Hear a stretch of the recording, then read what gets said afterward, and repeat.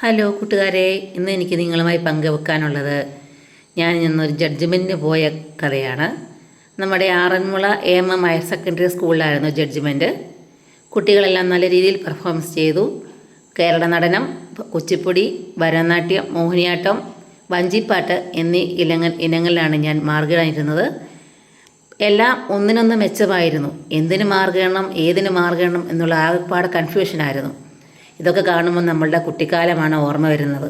നമ്മൾ മത്സരത്തിന് പോയതും പങ്കെടുത്തതും ഫസ്റ്റ് പ്രൈസിന് വേണ്ടിയുള്ള മത്സരങ്ങളും മറ്റു കാര്യങ്ങളുമൊക്കെയാണ് ഓർമ്മ വരുന്നത്.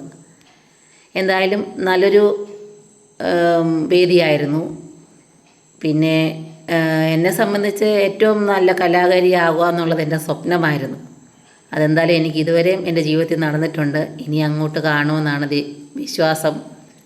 അതിന് സപ്പോർട്ട് ചെയ്യുന്ന എൻ്റെ ഭർത്താവും മാത്രമാണ്. എന്തായാലും എല്ലാം നല്ല രീതിയിൽ നടന്നു. മത്സരത്തിന് മാർക്കിടാൻ കൺഫ്യൂഷനായിരുന്നു. എന്തോ ചെയ്യണം, ഏത് ചെയ്യണം, എന്തിനു കൊടുക്കണം എന്നുള്ളത്. എന്തായാലും എല്ലാം നല്ല രീതിയിൽ നടന്നു. അപ്പോൾ ഇന്നത്തെ വീഡിയോ ഇത്രയേ ഉള്ളൂ. Okay, by.